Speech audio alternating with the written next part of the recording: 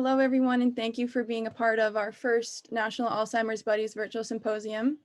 My name is Jillian Lee, and I'm the CEO at Alzheimer's Buddies.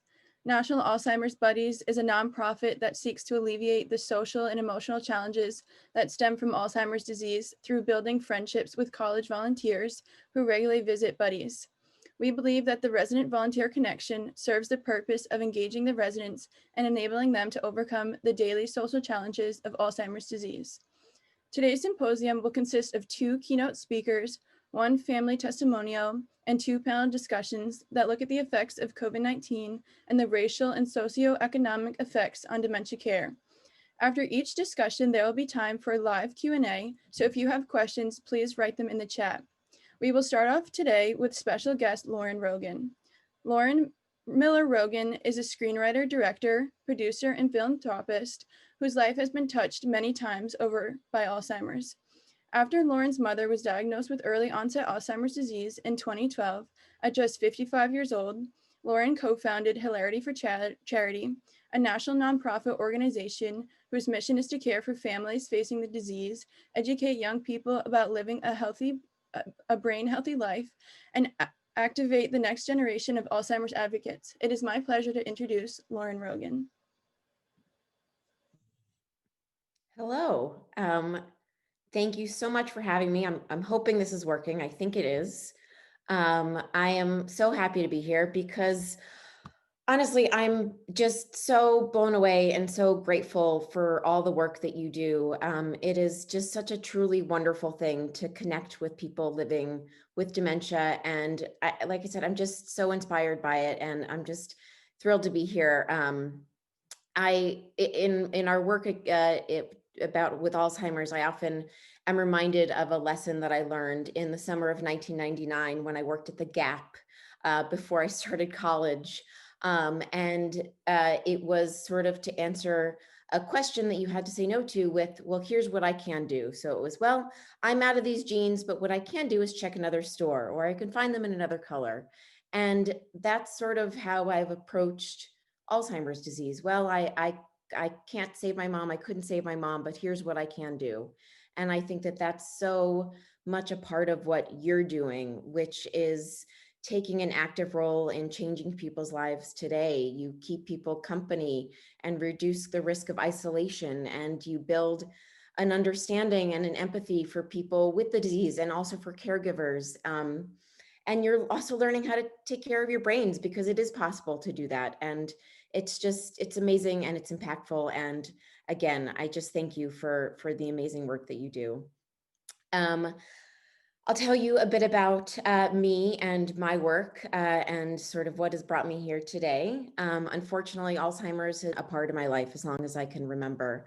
My grandfather, my mom's dad, had Alzheimer's from the time I could remember, and he passed away when I was 12 years old. And then a few years after that, my grandmother, who had taken care of my grandfather, started showing signs of dementia. And, you know, this was the 90s. She was sort of diagnosed sometimes with Alzheimer's, sometimes it was Parkinson's, whatever it was dementia. And it was sad and it was upsetting. And we lost her when I was 18. And then, unfortunately, just a few years after that, at my college graduation, my mom was repeating herself. And I just knew. And it was a sinking, devastating feeling, because I knew what was happening to her. And so my family and I spent the first few years after that watching her change. She was a teacher for 35 years. She taught first grade. She taught children how to read, but it was clear that she couldn't do that anymore. Excuse me, it's early here in California. You know, as the disease was progressing, she was starting to be unable to care for herself and to look after herself. And unfortunately, she eventually had to retire, and my dad had to retire to take care of her. And the situation was really scary. And I felt young. I felt, I was in my early 20s, and I was, for sure, I decided I was the youngest person to ever experience this, and I was the only one. And I held it all in because my mom felt, unfortunately, a lot of stigma, a lot of shame about it. She did not want us to talk about it or share the story, and I kept it in. And it really, ate me away inside, and I was really depressed, and it was really hard for me because I'm a storyteller. And I eventually came to the conclusion that my mom, who was a fighter, who was incredibly smart and passionate about politics and women's rights and teaching children, that she would want to do something about this disease. So when a friend came to me in 2012 and said, hey, let's throw an event, let's throw a comedy show and we'll raise some money for Alzheimer's, I was like, no, but okay. And we did it. And I wasn't sure how it would go. And, we raised some good money and got some attention, but it was the attention that really made an impact and really sort of inspired us, if you will. And we were contacted by young people, including Dr. David Goldberg, who was not a doctor at the time. I knew him when, and it showed me that I was so far from alone in the fight against Alzheimer's at a young age. And there were so many people younger than me who had experienced this disease, who had loved ones with it and were caring for people with it. And it really inspired us to do something, to form an organization so we could help people. So I could say, okay, maybe I can't save my mom, but what I can do is make an impact in people's lives today. So we, really looked at that and, decided that perhaps until there is a cure, there is care. And, I got a very front row seat to what it is like to care for someone with Alzheimer's disease. My dad wore a superhero cape for 15 years caring for my mom, and he felt tremendous pressure and stress and sadness. And my family was fortunate to be able to afford care, to bring in someone to help him have some respite, but that's not the reality for so many people. And so we decided to create a program in which we could award individuals with respite care so that they could do simple things like run errands and go to doctor's appointments or see a friend and family member, feel some happiness and peace in their lives. We got a thank you note once from someone who asked us, who was thanking us for giving them the chance to attend a funeral. The lives of caregivers are just so full of 24/7 taking care of their loved one. And it's so important to care for a caregiver. And so I'm so proud of being able to do that. Of course, these days, with this pandemic that we're all experiencing, it's a bit of a double whammy for caregivers. They're feeling even more alone, more isolated. Caring for someone during this is a lot. Of course, social distancing makes it very difficult, but fortunately, we've been able to increase our work. It's interesting, our support groups have always been virtual. As someone who was, 27 and working a full-time job and doing things and living in a city where my support group was 45 minutes away from my job that ended at 7 p.m. and my support group started at 7:30 p.m. and it was once a month. And that was to meet people who were my age going through this disease. And so that was really difficult to do that, and yet it was so important. And so we have worked really hard to always create an environment in which people can connect with other people in very similar situations. So our support groups are online. They are with people in similar situations, and we've increased them so much during this time. We've increased workshops.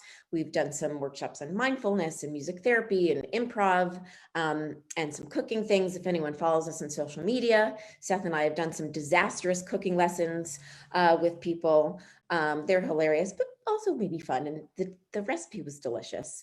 And of course, the other aspect that I want to share with you that we really care about here at HFC is teaching people that they can take care of their brains. It is so important to us to raise awareness about brain health, to reduce the stigma that surrounds this disease, and to educate people that there are things that they can do to help their brain stay healthy. So we're, thrilled. There's scientific evidence to support that living a brain healthy lifestyle today will reduce the risk of developing Alzheimer's tomorrow.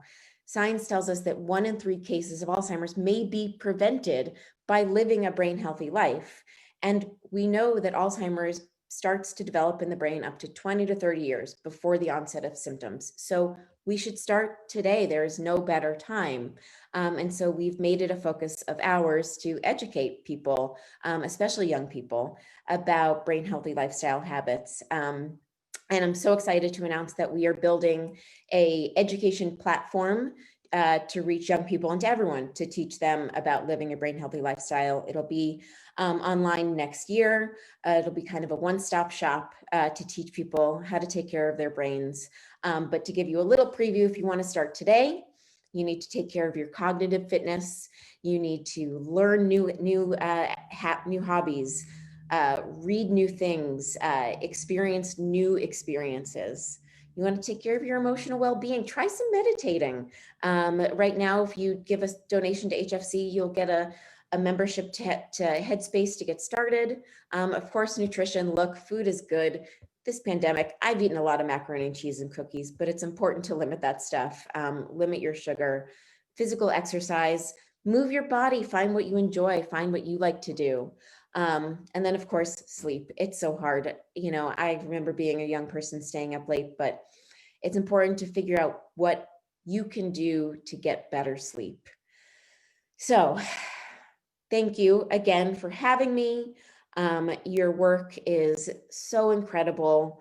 I hope that you continue to stay involved. I hope that you come and join us at wearehfc.org to learn about how you can take care of your brain.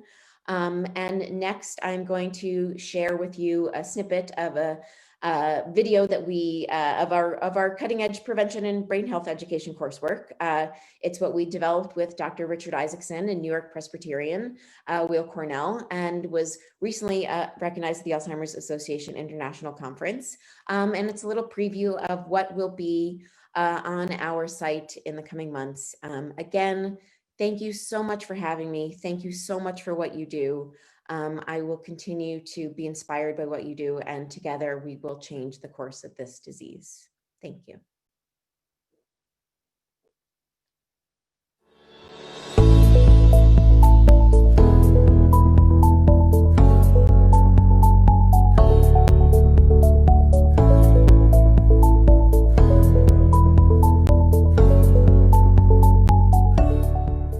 Welcome to the college edition of Alzheimer's Universe. I'm Professor Seth Rogen, and by taking this short course, I hope to teach you the most up-to-date information about Alzheimer's disease, also known as AD.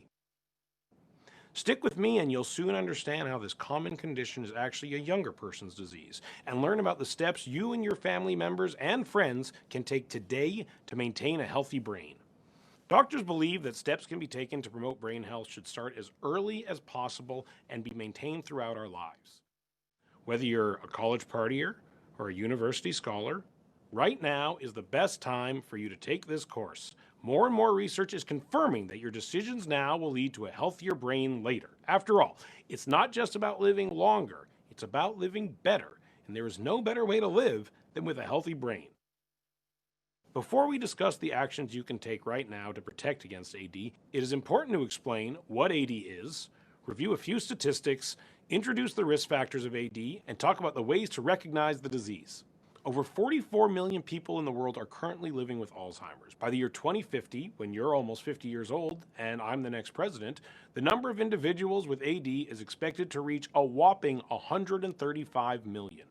Based on the numbers alone, you can clearly see that AD is a growing epidemic that needs to be carefully considered by anyone with a brain, and hopefully that includes you.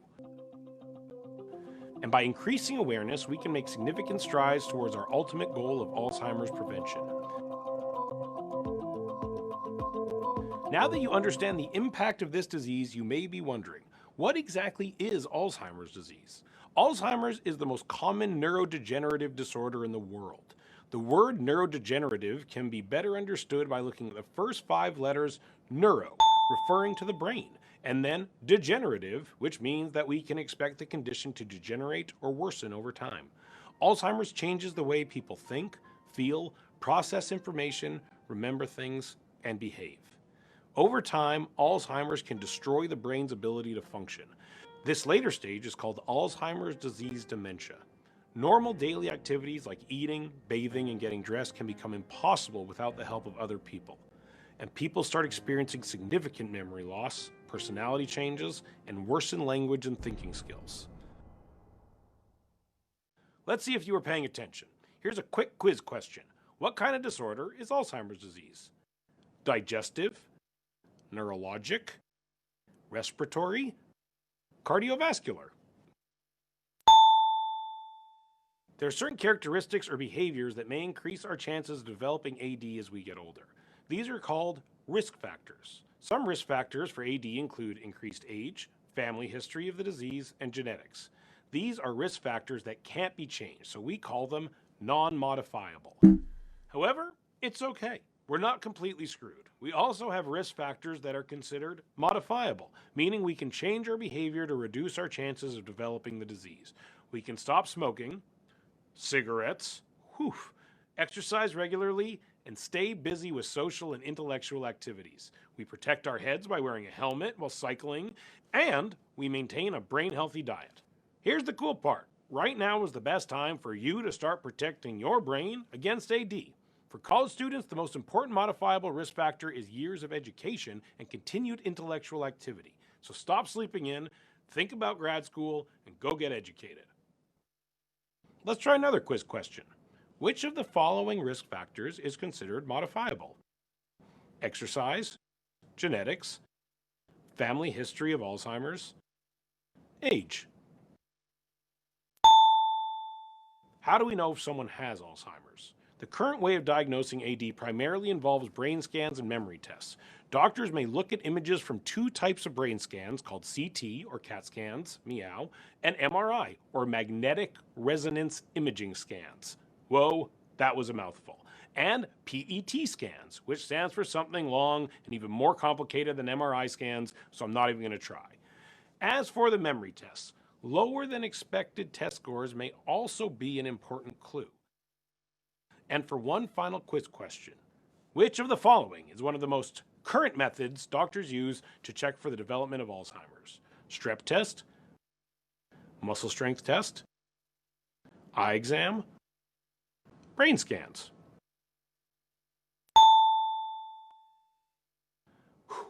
Can you believe I just gave that whole lesson in one breath? That was impressive. That has to be a record. After the quiz, head over to lesson 2 where our introduction to Alzheimer's gets even more interesting.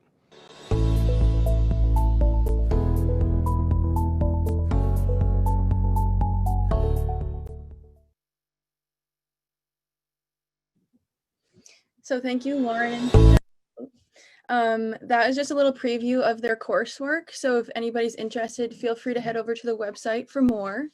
So now our first keynote speaker is Dr. David Goldberg. Dr. David Goldberg is an internal medicine physician and assistant clinical professor at the Virginia Commonwealth University Medical Center. He is also a young adult advisory board member for Hilarity for Charity and an Alzheimer's congressional team member for Alzheimer's Association. It is my pleasure to introduce Dr. David Goldberg. Hello, everybody. I'm David. It's very nice to meet you. I'm going to share my screen.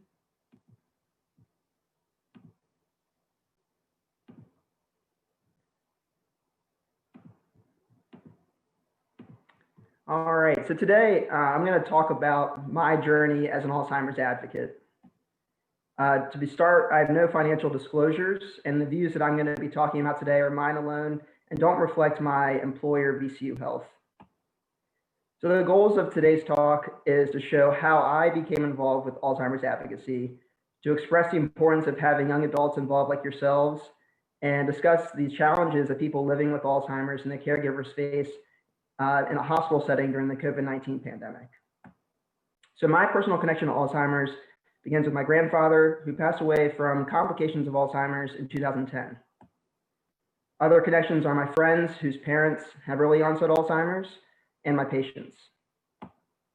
So when my grandfather passed away in 2010, it was right before my 4th year of college at UVA, and it was very challenging to deal with that. And so I wanted to find a way to channel that energy into a positive way. And so I started an organization with the help of my friends called Who's for Memory. So the Who's are the unofficial mascot of UVA. We put together a Walk to End Alzheimer's team through the Alzheimer's Association, raised a lot of money. We did bar nights to raise money, and then we also did a fun event in the spring called Munching for Memory, which was a hot dog eating contest, which raised funds for local research at UVA. So what are some of the challenges of starting and maintaining an organization? So how do you get people to care? How do you compete with other organizations that are very worthwhile? How do you maintain enthusiasm? How do you get members of the community involved beyond your college campus? And then how do you keep the organization going after you graduate? One obvious bullet point I'm missing here is how do you keep this going during a pandemic when you can't meet in person? I just want to say to the National Alz Buddies, I think they're doing a great job with setting up this conference virtually. So I graduated from UVA. I applied to medical school and did not get in the first time around, which honestly was probably one of the best things that could have ever happened to me. I worked for a year, and it also gave me time to help keep Who's for Memory going. About 3/4 of the group graduated with me, and so it was hard to keep that going. Fortunately, my sister Lauren did a great job of keeping the organization going and making it stronger and flourishing. I also learned about Hilarity for Charity that Lauren just spoke about. At the time, it was an event to raise money, and I was really excited to see Seth Rogen involved in Alzheimer's advocacy. And I wanted to connect with his group and Lauren's group to see if college students or young people were here, and we wanted to help get involved. And my wife introduced me, my girlfriend at the time, now my wife, introduced me how to tweet, which changed the game. Twitter is like the worst and best thing in the world, but I was able to reach Hilarity for Charity and collaborate with them. So I got into medical school. I went to VCU in Richmond, and I started a similar organization called Rams for Memory. The Rams are the mascot for VCU, and it was mostly medical students, my friends in my med school class, and we did a walk to end Alzheimer's team. But the goal was to really connect with the undergraduate on Monroe Park campus and the MCV campus, or the medical campus. This is a picture of the Walk to End Alzheimer's team in 2013. And, there's a lot of medical school classmates, a lot of undergraduates, and even the VCU women's basketball team joined us. I also was involved with public policy through the Alzheimer's Association. This is a picture of my friend Casey, who's now a surgeon in New York City. And we went to go visit Senator Tim Kaine to talk about public health and public policy for Alzheimer's. This is a picture of my wife, Jennifer. She was meeting with Representative McEachin, who was a representative at the time. So I graduated from med school. I stayed on for my internal medicine residency there. I kind of served as an alumni advisor to a group of undergraduates who took over the organization. And I was really excited to serve as a faculty advisor when I became a faculty member here. And there's a lot of other VCU School of Medicine faculty who are motivated to keep people involved. This is a picture of Dr. David Sifu, who is the chief of physical medicine and rehab at VCU and is very interested in Alzheimer's. And we're working on together to develop a cognitive wellness program.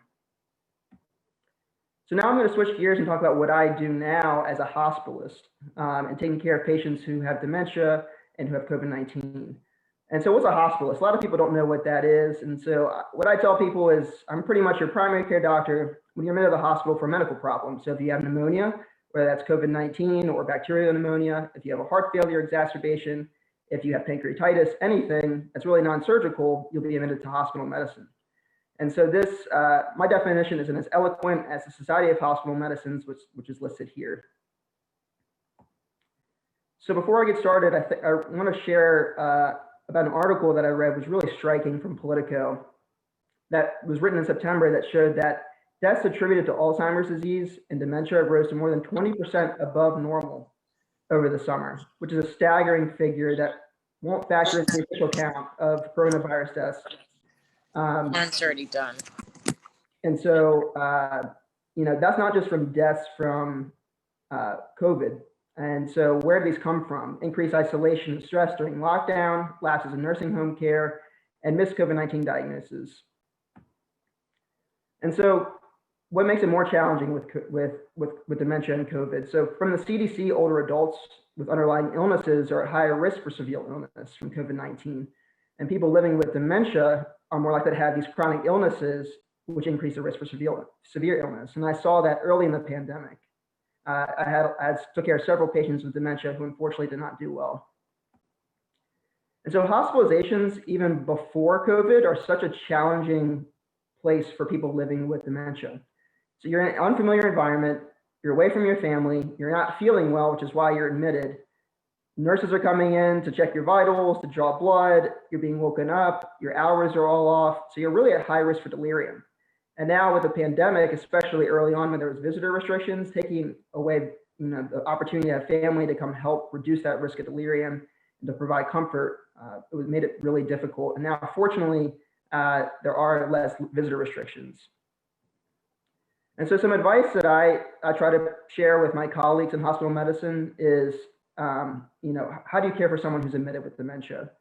And so first, I'll try to find out what their baseline mental status is from their caregiver. What are they usually alert and oriented to? Do they usually know where they are? Do they usually know what year it is? Do they typically have issues at night? What calms them down? What makes them more agitated?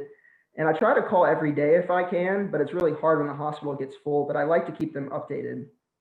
If the hospital allows visitors and patients don't have COVID, I truly encourage family members to visit during visiting hours. And if they do have COVID, I try to make it a priority to set up a virtual communication through FaceTime or Zoom.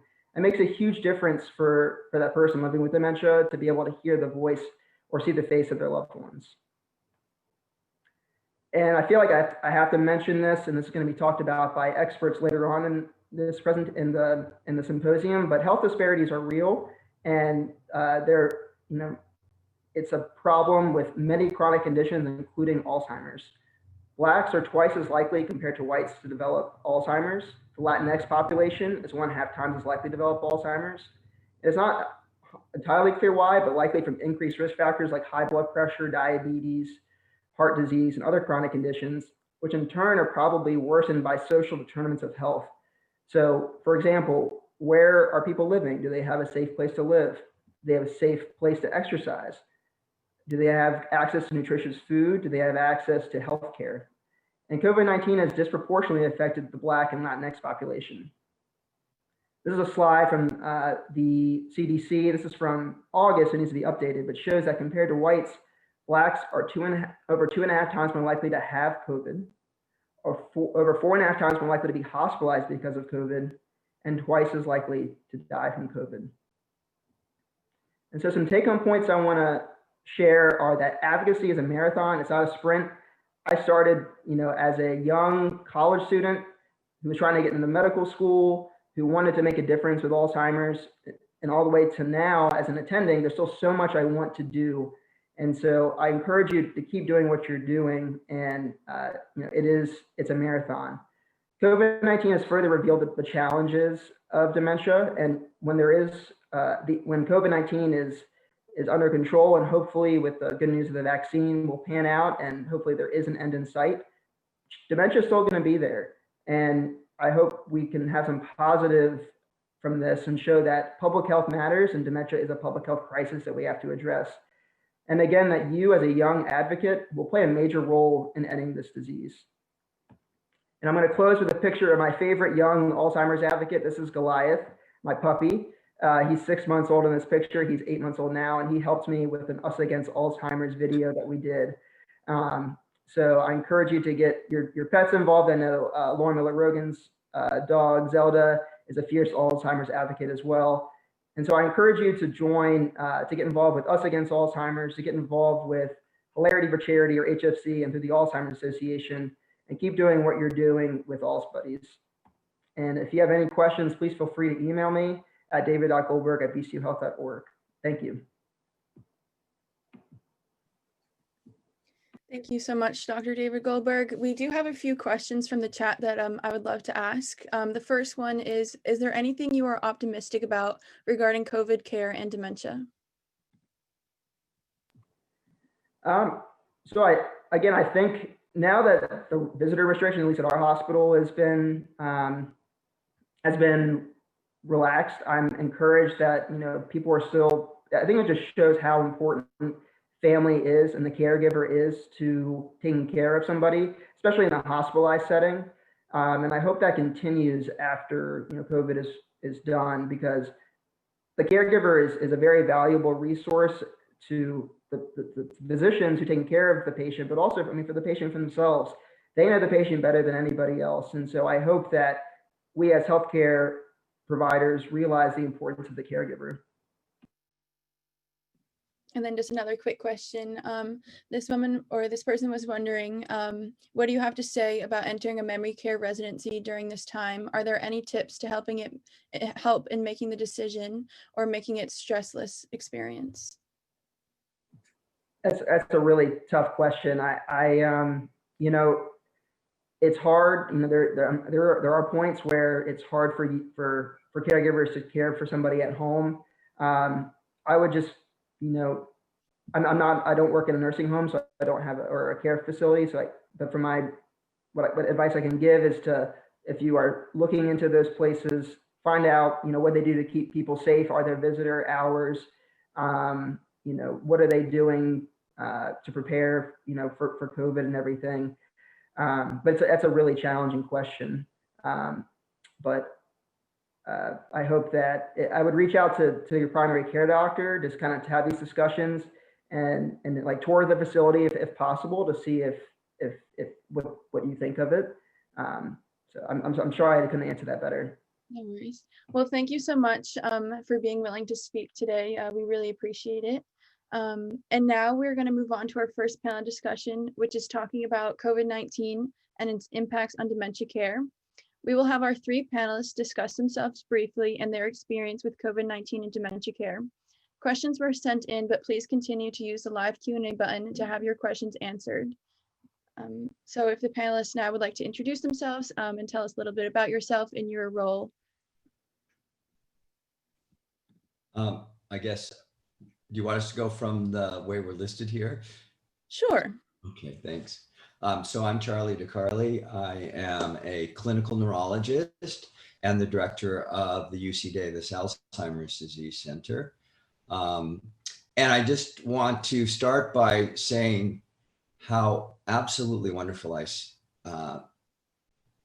think of the Alzheimer's Buddies as what you all do. I was fortunate enough to have an undergraduate student come to us, wow, was it 5-6 years ago, to introduce this idea. And it was, at first I was like, really, are these kids going to do this? And I just wanted you to know that this is just a great thing you're doing, and please continue to do it. And Ms. Rogan, I think, and her husband Seth, I think it's just an awesome thing you did, and I want to steal that video and put it on our Alzheimer's disease website. A little bit of background, I trained at the NIH for about 10 years, and I've been directing Alzheimer's disease centers for a little over 25 years now. And so I know the science, but I've also had the opportunity to share in the personal experience from beginning to end on a number of patients. And so that will inform the things I say. Thanks. My name is Miranda Huffman. I'm a family physician. And I recently joined Western Reserve Medical Group, which is a home-based primary care group. So we go to visit patients in their home. And for many people with Alzheimer's, their home is an assisted living facility so that somebody is around 24 hours a day to help them. And I'm also an adjunct clinical faculty member at Meyer Medical College in Nashville, Tennessee.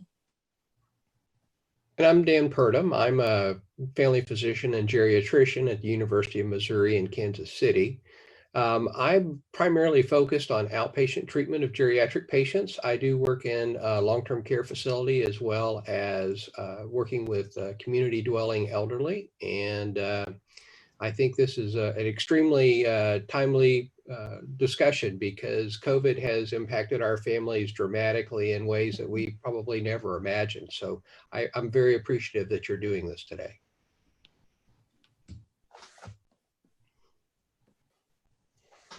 So we have some questions that were submitted, and then we will get to the live Q&A. So whoever would like to tackle these general questions, please feel free. We're hoping to have an open discussion.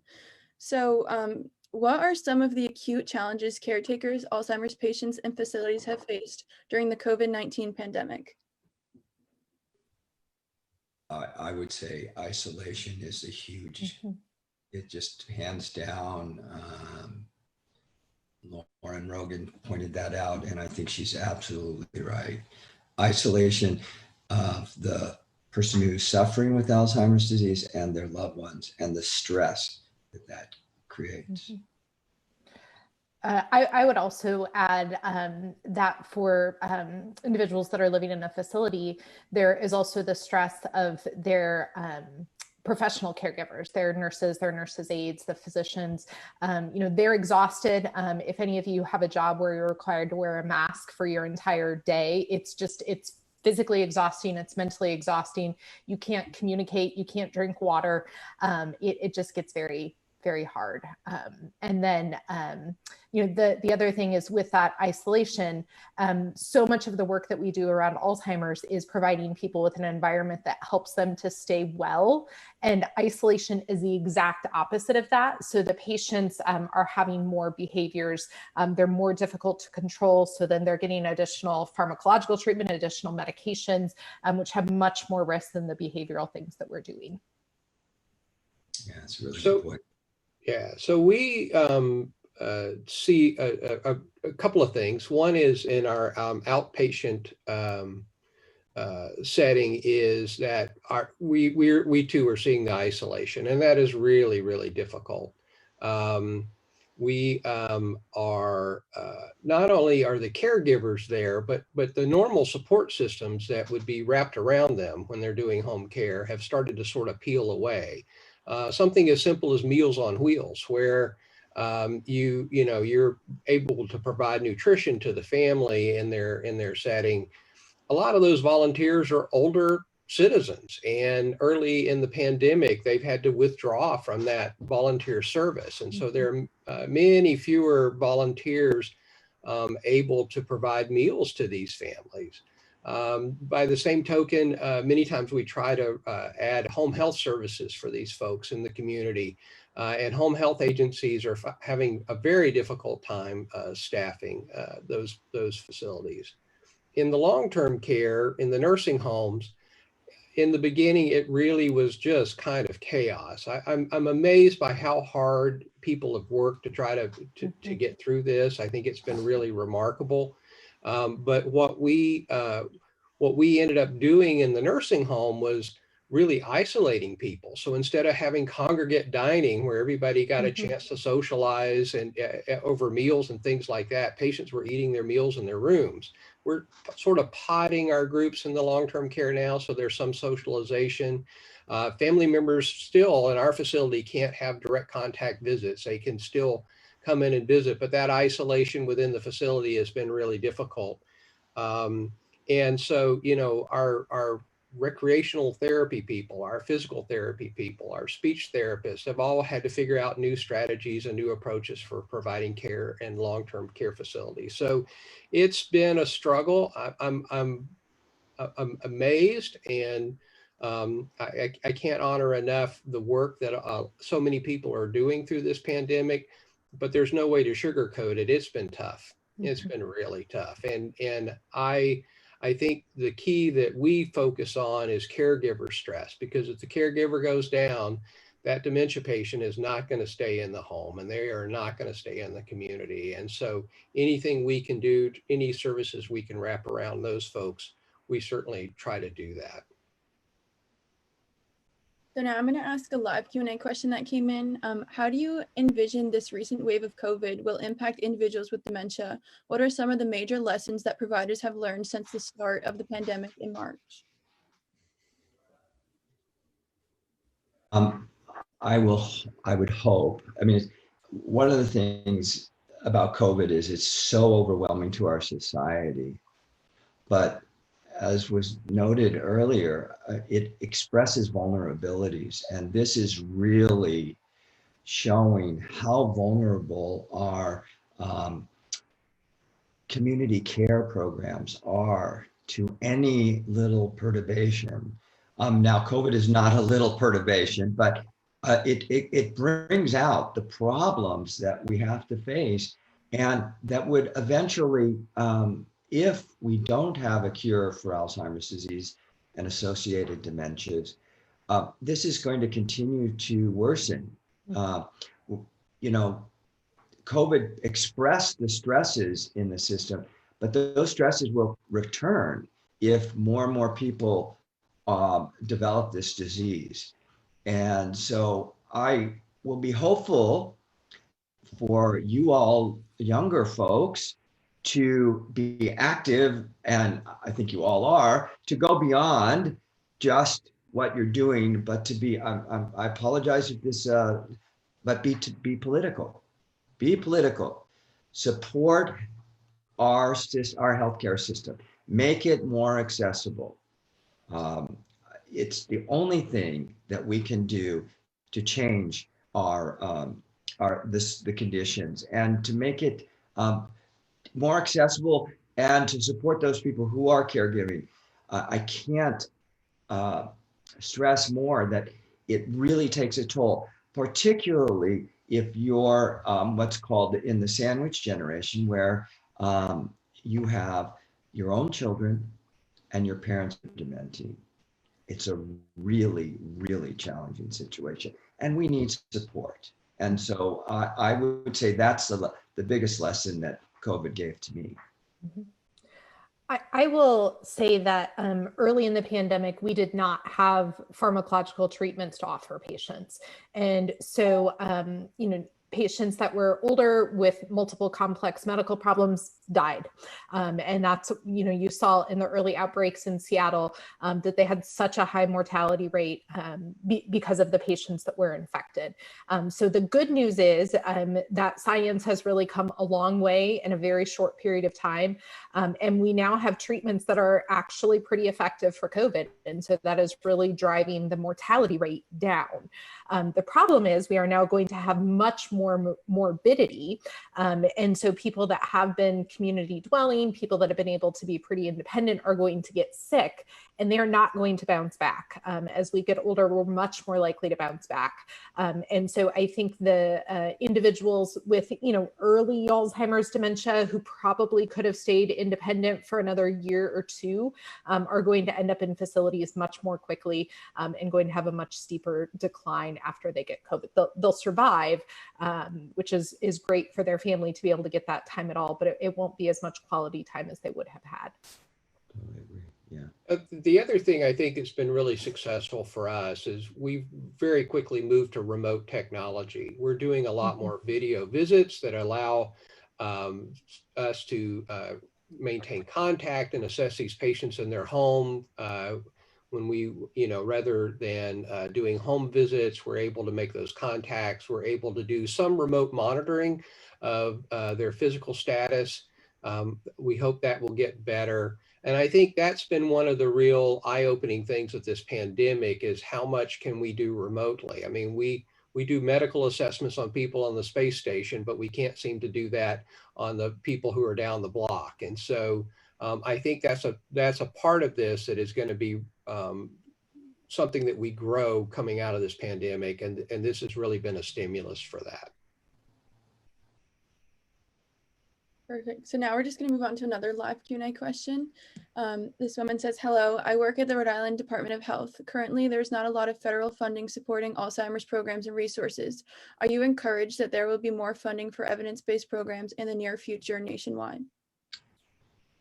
So I can say that the states have moved more and more towards realizing the need for this. I've been fortunate since coming to California that California has had a Alzheimer's program since 1984, 85, and it's spreading across the country slowly. But I would say to the person who asked this question, I would encourage them to get their network to advocate for this, because seemingly little amounts of money can go a long way if it's channeled correctly. I know that we have what are called area agencies on aging, AAAs. I don't know if you're familiar with those. They can be a good resource. The Alzheimer's Association, of course, is a good resource. And then we have these fantastic people like the Rogans, as an example, who are individuals trying to help out. And the more we get the word out, I don't think this is an overwhelming cost. I think that early intervention can change things greatly. And that includes learning about the disease, and making the diagnosis so people can be prepared instead of dealing with crises that send them into assisted living immediately. Thank you for that answer. We're going to do some individual questions for this. This one is for Dr. Purdom. This individual says, I'm curious about culinary medicine, something I have not heard of previously. Are there particular ways in which healthy eating or other culinary medicine practices can be applied to the elderly, perhaps to help them combat the onset of dementia? So yeah, so somebody read my bio. They know that I like to cook. Yes, I do believe that is very true, and I do think that you know, it's interesting in geriatric medicine. In the rest of medicine, we are forever talking about obesity and being overweight, and in geriatrics, we have the opposite problem. Weight loss is a huge problem in our geriatric population, and unintentional weight loss is really a marker for bad things to come. And so the more we can help people with nutrition and balanced diets and those sort of things, I think it is very important.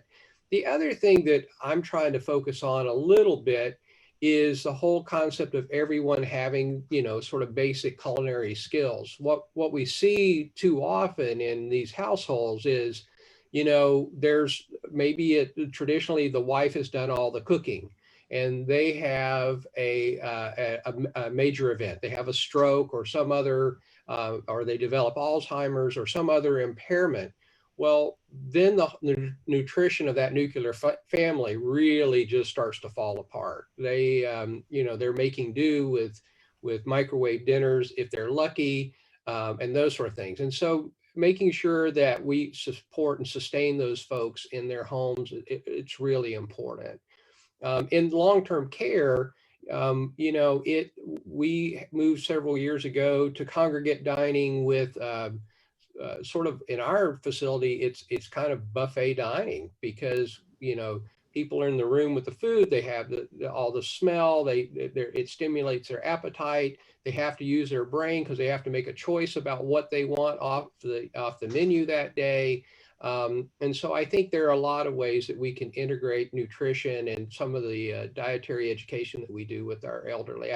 It's going to be, you know, people say medicine, food is medicine and medicine is food. And so I think that's very true for our seniors.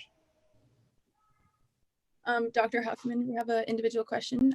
They say, as a family practice physician, what are some of the early signs of Alzheimer's that you can detect from patient visits? Red flags or warning signs that you would encourage families to look out for? So ideally, as primary care doctors, we should be screening our patients for dementia about once a year. One of the things that's tricky about Alzheimer's is people retain their social skills right up until the end. And so they're often very, very able in a 15 or 20-minute visit with their primary care doctor to hide any types of deficiencies. So, you know, the most helpful thing with identifying dementia is if a family member can detect that there is something off. And so having that social connection, having somebody check in on you, and having somebody be aware and able to recognize dementia, and then also for us to be doing the screening that we should be doing. And unfortunately, one of the things that has happened with the COVID pandemic is that we are not doing screening. And so one of the concerns that primary care physicians and family physicians have is that over the coming years, we're going to see more advanced disease presenting, including things like dementia. Thank you. And for Dr. DeCarli, as part of the Health Brain Aging Initiative, what kinds of early interventions / educational programs will be implemented into communities, and how might these interventions be used in different age groups? That's an excellent question. And this is something that I've been promoting for a while now. And the most important thing I can say is body health is brain health. And that includes exercise. Seth Rogen's presentation was great. Exercise, eating healthy, reducing stress. We talk about disparities, and that'll be another panel, that some of these disparities are related to the stress of institutionalized racism. So want to reduce stress, But the other thing is to be mindful of common illnesses that can be treated, hypertension, high cholesterol, and that in fact, with hypertension, for example, it's even prevalent at 20 to 25-year-olds. So just get your blood pressure checked. It's okay if it's a little high, then you can do things first through diet, through exercise, etc. But in the long haul, this is what's going to be the most important. We're here to begin early, to make our brains the best we can, and that means making our bodies as healthy as possible. And I know when I was younger and going to college, I think it was pretty funny because I really did not think about these things at all. But our society is changing and the brain is becoming an important organ again.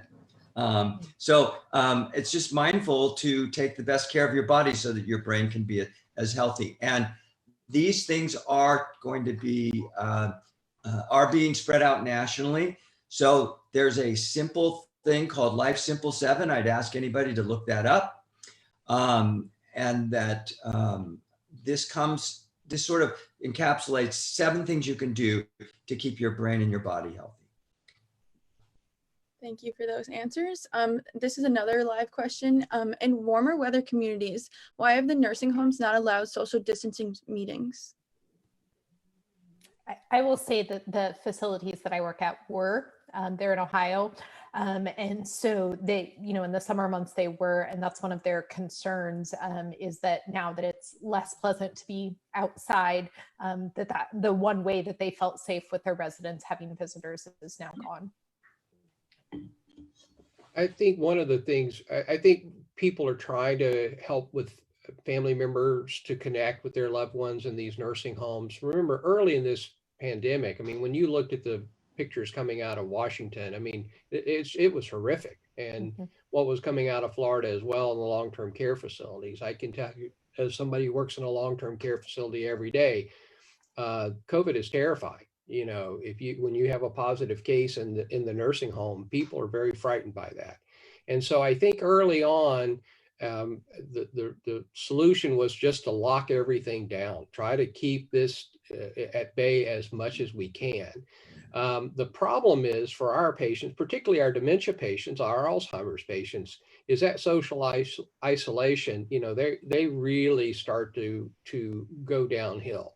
And in the long-term care facility, it's very difficult for family members because, let's be honest, in these days, with Alzheimer's, the clock is ticking. The time that you have with that loved one, the time that you have with them in order that they may recognize you, that you can have a conversation, that you can share those memories, that doesn't last forever. And so a lot of our families are really struggling with that. And how do they maintain that connection? So I do think we are trying to do a better job of that. I don't think any of us thought this was going to be quite the long haul that it turned into early on. We were hoping we would knock this down quickly and go on about our lives. And so everybody locked everything down. So now we're having to develop new strategies. And I don't think we still have it. We're still not perfect yet, but we're getting there. And we'll do a final question. So do you all feel that telemedicine visits for dementia can continue after the pandemic has resolved, given the potential relief for family member providers? For example, not having to plan travels to the doctor's office. And do you think there are pros and cons of this new embracement of virtual interaction from your perspective? So I see Alzheimer's disease patients regularly and for diagnostic and treatment.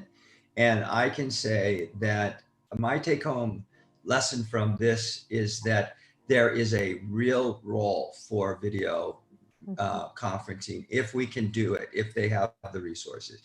A lot of times, as the person who asked this question pointed out, it can be very challenging to have the patient who's suffering with Alzheimer's disease come into the office. So if we can connect over the video, we can talk about those issues.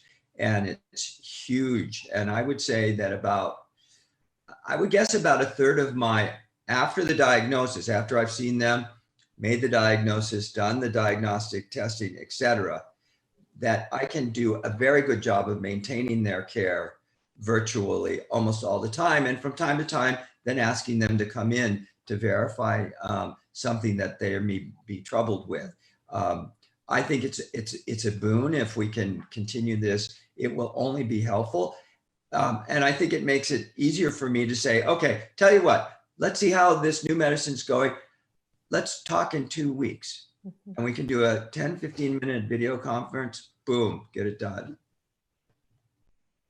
Yeah, I agree. I think telemedicine is here to stay. I don't think it's going anyplace anytime soon. I don't think so either. Yeah. And I think it's not quite as simple as saying, are we going to do telemedicine or not? I think there are different things. You know, on our behavioral health side, mental health programs have gone to telemed. It's been a boon, a godsend for them. And I think the connectivity and the support of caregivers and that sort of thing remotely is terrific. And we're using a lot more telemedicine visits, and we'll continue to do that, I'm sure, for all the reasons that you listed. But there are times too when you have a telemedicine visit and you just say, wow, that I need to see you in the office. I got to figure this out. I need to listen to you and to examine you and to do some more work. So let me have you come in, and we try to frequently see those people the same day if we have enough of that concern, if we can work them in. So yes, telemedicine will continue, and I think we'll get better at it. And can I just add too, is that one of the things that we have talked about a few times is that isolation causes our dementia patients to kind of lose track, and they develop behaviors that are very disadvantageous, okay? So not only telemedicine, but connecting by video can sometimes anchor. Alzheimer's and dementia, you lose the thread of reality. You lose the context. And if they can see a loved one, even if it's on a video, it can help them maintain that context. And so it's really important. And the Alzheimer's Buddies has been marvelous just to get human contact in, but you all can do the same thing electronically. It may not feel the same, but I'm telling you, it's going to benefit these folks. And I have found, last thing, I don't know if you're all familiar with this portal, but I have found this, it allows a real connectivity your iPhone or what doesn't quite get, because the portal actually moves when you're talking. And I think it just gives it a more rich context. Perfect. Well, thank you all for being a part of our panels today. There are questions that were unable to be answered that will be in the chat. So throughout the event, if you guys would be comfortable answering those questions, we would greatly appreciate it. And once again, thank you for being a part of the panel. No worries. Thank you for what you're doing. So next we will hear from a family testimonial, Dr. Ricci Sanchez and Andy Sanchez. Dr. Sanchez is a graduate of the University of Texas Health Science Center at Houston School of Public Health. Her most recent position was Chief Operating Officer at St. Luke's Hospital. Dr. Ricci Sanchez was recently diagnosed with early onset Alzheimer's and is here today alongside her husband Andy to tell their story. It is my pleasure to introduce Dr. Ricci Sanchez and Andy Sanchez. Thank you, Jillian. Thank you, Jillian. We are both very grateful to have this opportunity to speak with you today at this National Alzheimer's Buddies Symposium. Thank you for inviting us. We'd like to share our story in synopsis form to begin with, and then I'll try to fill in some of the holes, and then Jillian will be happy to answer your questions afterwards.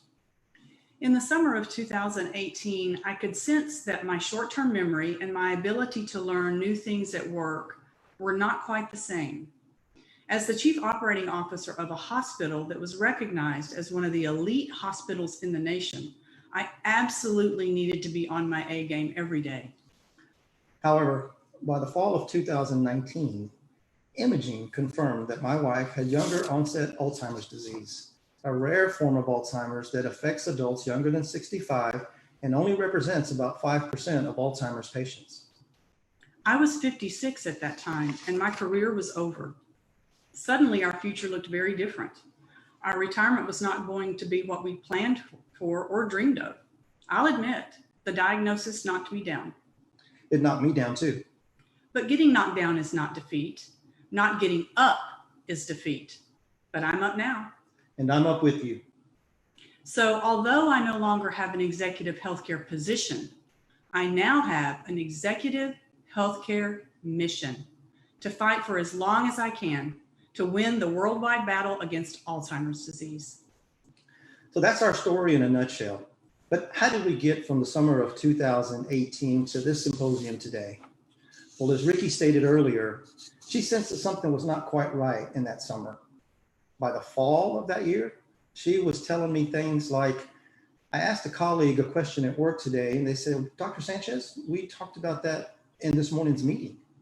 Or she would say to me, I asked one of my direct reports about a project, that efficiency project, and what we were going to do with that. And they would say, well, Dr. Sanchez, we started that project 2 days ago, and you've already signed off on that. By the winter of that year, she was telling me she was going to bed at 3 in the morning, at midnight, waking up at 3 in the morning just to prepare for the next day. She would tell me that she's spending more time organizing and taking copious notes on everything around her going on at work. And instead of just getting things accomplished. Well, that's not the Ricci that I know. That's not the Dr. Ricci Sanchez that the hospital knew. Fast forward to February of 2019. She met with the Department of Neurology at the hospital, and they suggested that she come back to Houston to meet with Dr. Mazdu, who's the director of the NANCE National Alzheimer's Center here in Houston at Methodist Hospital. Well, after a half-day long session of interviews and testing, Dr. Mazdu asked if we'd be interested in, or if we would consider participating in a study that he was conducting called the Leeds Study, LEADS, Longitudinal Early Onset Alzheimer's Disease Study. He said it would give us the opportunity to some advanced imaging and testing that would perhaps give us some answers. That was an obvious choice for us. We wanted answers. So Rick, in the summer of 2019 and in the early fall of 2019, Ricci had 2 PET scans done. The first of which was looking for the beta amyloid protein plaques. And the second one was looking for the tau protein neurofibrillary tangles. She was positive for both. That was the 1-2 punch. Hence, we were knocked down. Well, many things have happened over the last year since the diagnosis, and we'll address some of those in the follow-up questions. But Ricci told me early on in this process that one day she wanted to get out there and be an advocate. And because of the Alzheimer's Association and the National Alzheimer's Buddies giving us this forum to share our story, we're here. So Jillian, we're ready to, that's our story in a nutshell. We're ready to answer any questions you have for us. Perfect. So the first question, did social distancing from COVID-19 affect your journey in fighting this disease? Well, my career ending and the pandemic sort of happened simultaneously. We typically stayed close to home anyway. Everyone in our circle understood the pandemic circumstances, and although it was different, we made the sacrifices that were necessary. Andy and I enjoy spending time together at home. We cook together and we make projects in our wood shop, and we like to play gin rummy and watch our favorite reruns. So I would say that it really didn't affect us. What have been the biggest challenges to your lifestyle? Well, I was a workaholic, and I now no longer have the rigors of executive duties and functions. And honestly, I couldn't perform at that level anymore anyway. I'm adjusting to being home daily, and I help Andy around the house, and together we navigate the good days and the challenging days. How did you cope with this diagnosis as a family? Well, as we mentioned, the diagnosis knocked us down. We told our daughter and our son and his wife, as well as our small group of mentees. I didn't know the next steps. I was still reeling from the news, but thankfully Andy took charge. Jillian, after the diagnosis and that disclosure to our really small, intimate group there, we went into what we call our cocoon. But here's what we did. And it's something we want to share with everyone or anyone that might face this circumstance someday, and particularly with early onset Alzheimer's patients. Just like in real estate, there are 3 rules: location, location, location. Well, we discovered that there are 3 essential things that you need to do when you first get this news. The first of which is you got to get your financial affairs in order.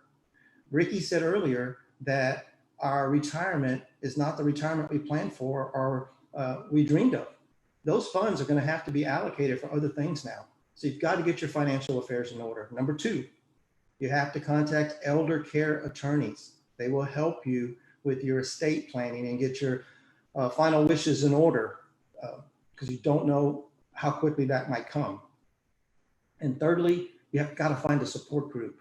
That was vital for us. And we didn't do that until toward the end of a year-long cocoon session. But, and it did take us about a year to get all of those affairs in order. That doesn't include the paperwork and documentation necessary to submit Ricci's work disability insurance coverage. And it doesn't include the year-long battle that we had with Social Security to get her disability. So needless to say, in our cocoon, being knocked down, we were very busy. And after all of that was said and done, Ricci said, I'm ready to begin focusing on my advocacy work. And here she is, and I'm very proud of her. Thank you. We have time for one more question. What do you think community organizations can do to help families such as yourself to help you with this journey? Well, first, it's wonderful that the Alzheimer's Buddies have embraced a patient-centered focus to making connections with patients living with Alzheimer's disease. These connections are absolutely critical to the well-being of those afflicted by the disease. You are doing such great work in this area. What the Alzheimer's Association is doing is wonderful as well. They have a vast network of support groups, such as their online 24-hour helpline, to Zoom meetings that enable us to connect with others around the country, since we can't meet in person right now. Their website is full of helpful information about the disease and about ongoing clinical trials. The exposure that this symposium gives to Alzheimer's awareness from a clinical and practical perspective is vital. We'd like to see as many forums as possible to support those who are willing to share their knowledge and research, and for couples like us to share their stories. I just want to add to that quickly, Jillian, and I know we have to sign off, but as everyone here knows, November is Alzheimer's Awareness Month. So if you haven't had a chance to participate in doing something to bring awareness to Alzheimer's or fundraising, please do so, because only research will lead to the first survivor. And that discovery and research can only happen through awareness, advocacy, and action that leads to fundraising efforts. So please join us on this journey. Join us in this fight. And together we will make breakthroughs so that one day there will be the first white flower, the first Alzheimer's survivor. And maybe, just maybe, that survivor will be your mother or your father. It could be your brother or sister or your best friend. Or maybe it'll be you. Well, thank you so much for sharing your story. Unfortunately, we are out of time, but I will put the remainder questions in the chat if you feel comfortable answering them. And thank you again for being a part of today's event. Thank you for helping us. Next, we will hear from our second keynote speaker, Dr. Peter Rabins, who is the author of the best-selling book, The 36-Hour Day, and has currently released a new book called It is Alzheimer's. He is a professor of practice in the Erickson School of Aging Management Services at the University of Maryland, Baltimore County. He is the founding director of the Geriatric Psychiatry Program and the first holder of the Richmond Family Professorship of Alzheimer's Disease and Related Disorders in the Department of Psychiatry and Behavioral Sciences of Johns Hopkins University School of Medicine. It is my pleasure to introduce David Peter Rabins. Thank you, Jillian. It's great to be here and to support the great work that you and everyone online is doing. I thought the best thing might be for me to show some slides. So just to make sure that I make all the points that I want to in a very brief way. So if I can do that, let me see here. Great. So are my slides up there? Okay. Yes, they are. You're good to go. Thank you. So I'm going to spend about 10 minutes just talking about what I call do's and don'ts of dementia care. Most of these will seem obvious, but I think that's always a good place to start. And hopefully we'll have a good brief discussion as well. I think the first thing is to make sure that nobody assumes that just because a person is having trouble with their memory or worried about their memory, that they don't need to go for full evaluation. It's absolutely crucial to make sure that you've had a thorough evaluation and that medical problems have been thoroughly assessed, that other diseases like beside Alzheimer's disease have been considered, and that the medical team either is able to come up with a final diagnosis, or occasionally they'll have to say they can't be specific about what type of dementia it is, but that over time, usually that gets cleared up. Second, get information from reliable sources. Now, you wouldn't be on this Zoom today if you didn't already believe that. But today with the internet, there's so many unreliable sources of information that it's really crucial to make sure that you identify places where you know the information is good. And I will show a few websites at the end of my talk, but as already been mentioned, the Alzheimer's Association website is a very good resource, as is the ADEAR, A-D-E-A-R website, which is from the National Institute on Aging. Third, when you go to see a professional, if you're a family member or you yourself are concerned about your memory, take a list of your questions with you. Often you get overwhelmed in a discussion, and things that you had thought of ahead of time, you go out the window, and you just don't have time, or you can't remember all of the questions. So no one is going to resent you're pulling out a list and saying, I have a few questions here if I can get those answered. And then fourth here, if there are challenges, use common sense and trial and error approaches. Sometimes the first thing or the second or even the third thing that you try in solving a problem doesn't work out, but almost always eventually you can come up with a solution.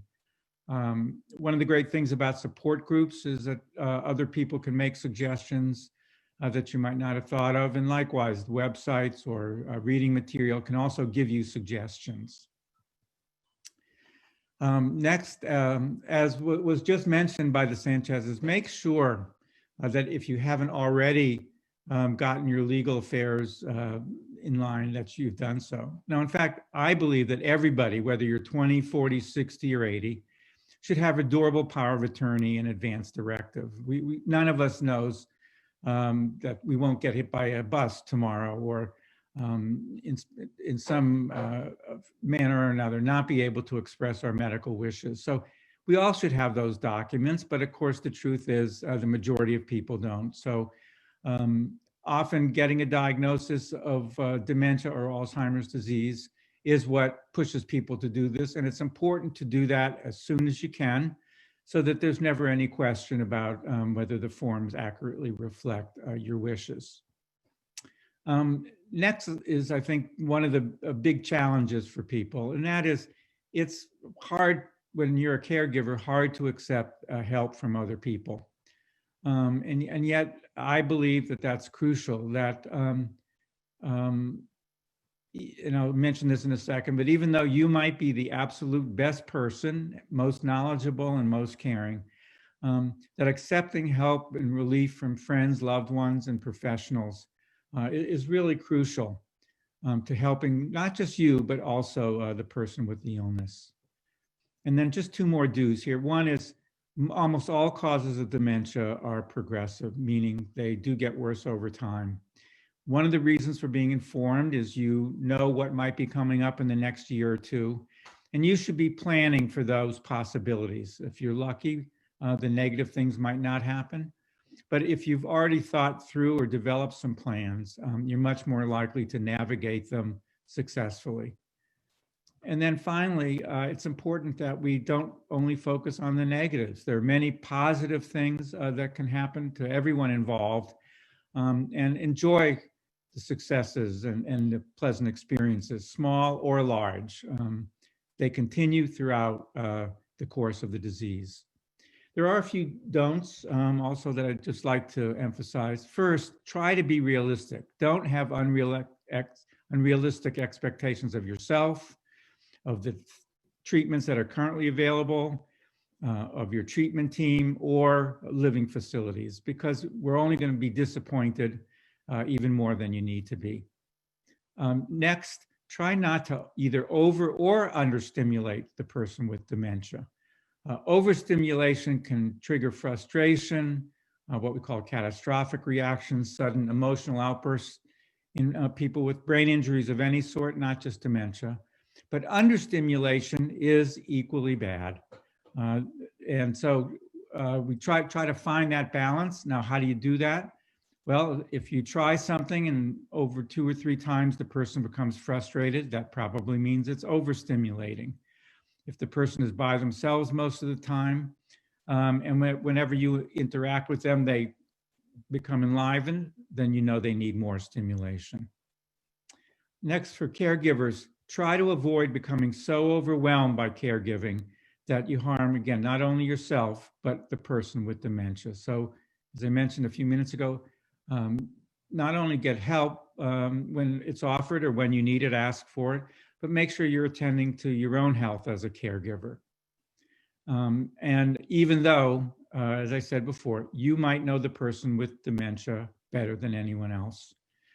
And just a final don't here is don't attribute all problems that occur to previous life experiences. The diseases that cause dementia affect people in many different ways. And again, a few are positive, many are negative. But even though we all come to the situation with previous life experiences, it's a mistake often to attribute problems to things that happened way before. So here are the 2 websites that I would recommend: the Alzheimer Association, alz.org, and the National Institute on Aging website. I think they're great for information, and I will take just a second to plug my 2 books here that are written for caregivers and people that have these diseases, and I'm happy to answer any questions that you have. Thank you so much. So now we'll just answer a few questions if you may. This one came from a live Q&A. How do you recommend initiating the sometimes awkward conversation of discussing an advanced directive with a loved one? Well, I think the first thing is to say, it's probably time for us to think about writing a will and talking about what we'd like to happen if we get sick, because we should all do that. So I think that's one place to start. I think if a person is reluctant to do so, I'd suggest offering to do it for both you and the other person. Say, this is something we should be doing together. I should have done it before. I think you should have. Let's both go talk with someone who can help us. Again, as the Sanchez has said, it might be a lawyer, family lawyer, elder lawyer that's an expert, but that's not necessary always, and these forms are online, or you can get them from a hospital or a social worker. So I think offering to do it together, say, I need to do it as well, takes away some of the difficulty, I think. This is the next question. In both of these books, suggestions for caregivers to alleviate the challenges of Alzheimer's disease are covered. Do you have specific suggestions for how volunteers can alleviate these challenges, and how do we support our buddies better? Okay, sure. I think first, you don't have to be an expert to be a buddy or to be a supporter of a person with dementia or caregiver. So if someone asks you a question and you don't know it, it's fine to admit you don't know it. You might, if you'd like, offer to say, gee, maybe I can help you find an answer to that. But I believe that the most important role that people who are being buddies take is being supportive. And that means being a good listener, being present. We sometimes, I think, underestimate the power of just being together with each other, listening to each other, and then responding in a natural way. And I think if you keep those things in mind, most of your interactions will go very well. Thank you for that answer. What are some common mistakes that caregivers and volunteers can make in caring for a dementia patient? I think the most common mistake we make is either expecting too little or too much of a person. And the only way really to know that whether you're doing either of those is to try to do something, try to get somebody involved in an activity, for example. I have what I call a 3-strike rule. I think if you try to do something with the person 3 times and each time they either don't want to do it, refuse to do it, or get upset, that probably means that it's overwhelming for them, that it's too much. So I would keep that in mind. But on the other hand, I think we often make the mistake of thinking, well, this person can't do this anymore, and not even trying. So I don't see trying to do something and then feeling like it didn't work, that's a failure. I think that's good information that tells us, well, maybe that's not the exact right thing to do. Let me try something else. And that just gets back to that advice. Trial and error. You don't know ahead of time what's going to work. And it's okay to fail because that's useful information. Thank you for that answer. The next question, what suggestions could you give our volunteers when counseling family members? Okay. Again, it's somewhat similar to what I said a minute ago. I think first, listen. What are their questions? I think often you can help people by helping them figure out what questions do they have that they want to ask the medical team, the care team, the next time that they see them, for example. Or if someone's in a facility, are there particular questions that they want to ask the staff? Are there problems that they have that they've identified that they're reluctant to bring up? Maybe they can even sort of role play with you a little bit. I think, you know, people don't want to make waves, and I think that's understandable. But if you don't express your concerns and ask questions, you're not going to get help. So helping people figure out what their questions are, what their concerns are, and then helping them be more comfortable expressing them, I think is one big thing. And again, I think just to repeat what I said a minute ago, just being with someone, listening to them reminisce, talking about the good and the bad. What do they miss with the person who has a memory problem? What are they still enjoying? So don't only focus on the negatives, and don't only focus on the positives. Try to identify each and then try to listen and help people express them. Thank you. And we have time for one more question. When someone is first diagnosed, how can we help someone balance their need for personal independence and dependence on caregivers? Yeah, I think partly sometimes you can ask the people who are doing the evaluation what sorts of things the person should no longer be doing and what kinds of things do they think that they can be doing. Often that's not easy to predict, or one can't be 100% accurate. But for example, if the recommendation is that the person not drive, then you need to focus on that. So again, I think it's helping caregivers figure out what they'd like to know, and then being able to help them put those into words, I think is a really important task that you can do. Perfect. Well, thank you so much for speaking at today's virtual symposium. And for the audience members, please be sure to check out his 2 books, The 36-Hour Day and Is It Alzheimer's? That's available now. Dr. Peter Rabins, it was an honor to have you here. And thank you so much for being a part of today's symposium. Thanks, Jillian, and thank you for asking me. Thank you. So our second panel discussion will look at racial and socioeconomic disparities in dementia care. We will have our 3 panelists discuss themselves briefly and their experience with racial and socioeconomic disparities in healthcare. Questions were sent in, but please continue to use the live Q&A button to have your questions answered. So if Dr. Meyer, Jason, and John would like to introduce themselves, please feel free. Sure. I can go ahead and go first since I'm listed first. Hi, everyone. I'm Oanh Meyer. I'm an assistant professor in the Department of Neurology at the University of California, Davis School of Medicine.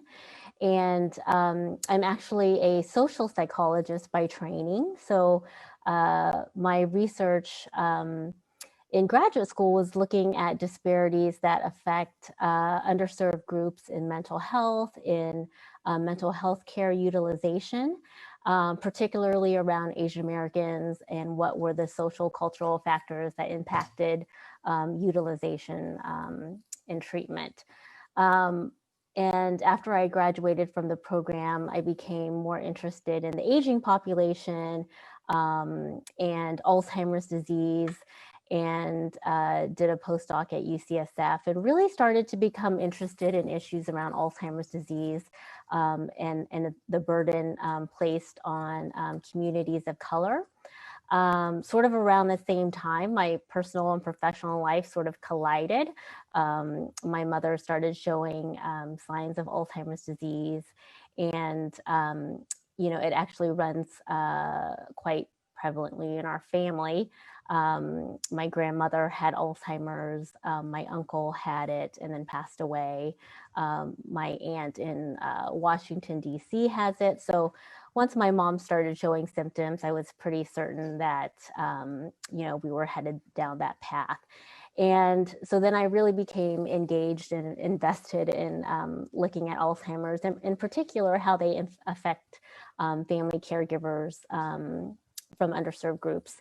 And then got a grant from the Alzheimer's Association to develop and pilot test in a caregiver intervention in the Vietnamese community in Sacramento and in San Jose, and really tried to understand what were some of the beliefs about dementia and Alzheimer's in this group, and how did they cope with the stressors of caregiving, and then adapted an intervention to be able to address some of the cultural issues that were really common in Vietnamese families. They're a relatively recent immigrant Asian group when you compare them to other Asian ethnic groups, and at high risk for disparities, socioeconomic, healthcare disparities. And so to be able to address caregiving stress in this population, I felt like would reduce disparities in other areas. So it's been a very rewarding experience for me, and now have another grant from the Alzheimer's Association to look at caregivers of all different groups,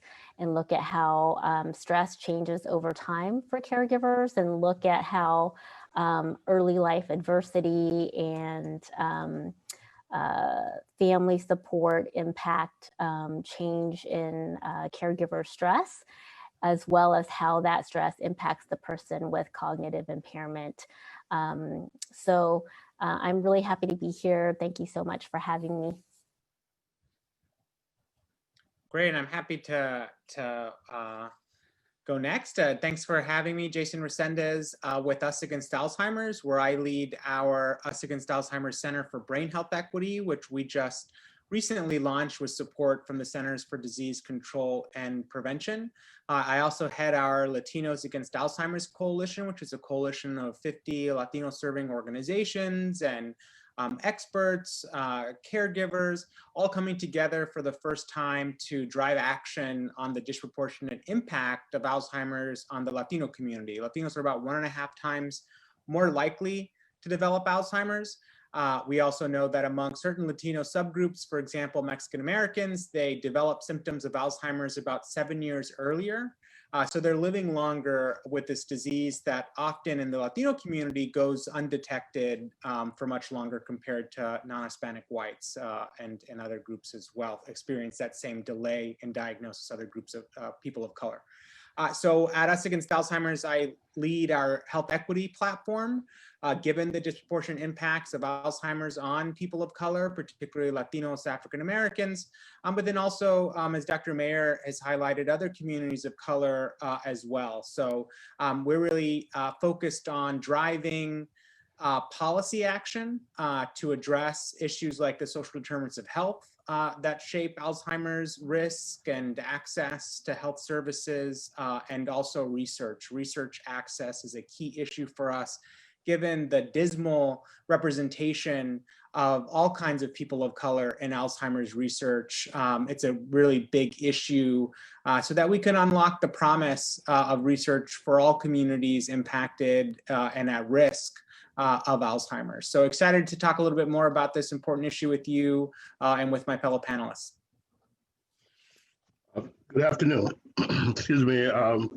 Name is John Saunders Jr. I'm the executive director of the Wesley House Association, which is a longstanding community-based center located in the city of St. Louis, Missouri. Wesley House has been in existence since 1903, serving the community, and we have been where we are located, serving a 99.9% African-American community since 1955. I have a unique perspective on Wesley House because I actually was a kid that participated in Wesley House's youth programs during the late 60s and early 70s. And some of our aging population members, actually, I grew up with their children. So many of these participants that are part of our home delivered meal program through the St. Louis Area Agency on Aging, along with our congregate meal program, are persons that I'm very familiar with their stories. Although it may not have been something firsthand, I'm very familiar with the needs and the issues that affect this community. And especially since COVID-19, the instances of social isolation, the aspects of seniors not being able to really congregate, for lack of a better term, or to network and talk with their other seniors on a regular basis has been a very detrimental situation to their spirit, to their well-being. And as we've talked about, there may be some instances and cases where Alzheimer's and dementia diagnoses have gone unchecked. However, since we have not been able to bring these seniors to our facility, we have talked with them every week via the phone. They have been participating in some limited basis with our food pantry program. And we are in a position through some specialized funding to launch some virtual connectivity programming through Zoom calls, YouTube videos, and so forth, through partnerships with other organizations. So I'm, as I explained to All's Buddies folks, I am not a clinician, but I am a person that knows the community, understands what the issues are, and we are well positioned as an organization to welcome the research, welcome the partnerships, and the opportunities to network with the panelists and other resources within this symposium to bring an impact to the community that we serve. And thank you for having me. Thank you, guys. Now we will take some questions from the audience. So the first one, and feel free to, whoever would like to answer. Can you highlight some of the inequalities in dementia care and awareness seen across racial and socioeconomic lines? What do you think are the major drivers of those inequalities? Well, I mean, I personally, I believe that all of the inequalities that have existed along racial lines within our society are major factors and contributors to the low numbers in understanding and knowing how many people of color are impacted by the disease. But the fact that a lot of attention is being brought to it now is very encouraging. And the thing that I would say with Dr. Meyer and Jason, you guys, your research, you're uncovering the populations that are affected by this tremendously. It's something that's well needed and is definitely going to make a difference for people of color. Yeah, and I would just love to follow up on Mr. Saunders and his really great points. And I totally agree that it's the cumulative impact of life course events that contributes to dementia and higher risk of dementia in later life. It's one of the reasons why we talk about brain health equity. It recognizes that we're not all born with the same opportunities for cognitive health, because cognitive health is shaped by our opportunities for a quality education, our opportunities for building wealth, our opportunities to access quality healthcare. In fact, we just released a report with the Urban Institute this week looking at the highest and lowest prevalence counties of Alzheimer's among Blacks, Latinos, and non-Hispanic whites in the Medicare program. And what we found was, compared to those counties with the lowest prevalence, counties with the highest prevalence had much more or deeper social inequities, worse social determinants of health compared to those counties with the lowest prevalence. We're talking about higher percentages of families living in poverty, lower percentages of adults with a bachelor's degree, lower median household incomes, lower rates of health insurance, and I think most importantly now, not most importantly, but importantly, given kind of where the field is going in terms of the opportunity for risk reduction and prevention, we found that less than 50% of families in those counties with the highest prevalence of Alzheimer's had access to exercise opportunities like parks. So it's really speaking to the built environment, really all these social factors that contribute and can act as barriers to being able to access a diagnosis, certainly accessing resources, and also accessing research. When we looked at and actually mapped those counties, and I want to recognize, even though we looked at those subgroups, it's very important, and it's something we call out that we need to look at other communities as well, including Asian American Pacific Islanders and Native American communities. And one of the reasons why we need better data and better data collection is to be able to do the same kind of analysis that we do in the Latino and African American communities. But when we mapped for Latino impact, for example, across the country, we saw some of the highest rates of Alzheimer's in South Texas, where I grew up. Yet when you look at and map on top of that prevalence where federally funded Alzheimer's research centers are, you see tremendous gaps. You see gaps for Latino communities, you see gaps for Black communities. And I posit that if we did the same analysis for Native American and Asian Pacific Islander communities, we'd see similar gaps. And that, I think, has a lot to do with advantage and disadvantage. So I'm excited to move the conversation in that direction as a field, to focus more on biology, critical. We have to pursue that. But we also have to expand and look at social conditions and socioeconomic factors that are contributing to this health crisis in these communities.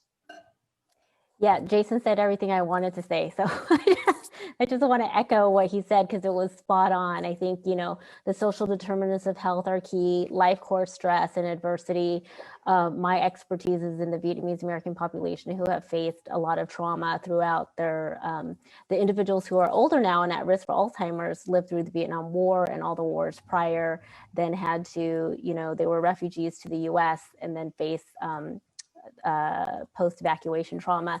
So there's just a lot of life course history. There's structural determinants, but also I think there's a lot of healthcare disparities because of the cultural and linguistic barriers that face a lot of immigrant populations in terms of healthcare providers being able to speak the language of individuals who are seeking that help. There are a lot of linguistic barriers. And so I think just starting to establish a pipeline of early you know, that's why I think this organization is so great, helping college students and younger folks get interested in Alzheimer's disease and be engaged in it from early on so that they can go and help their communities, I think is really key.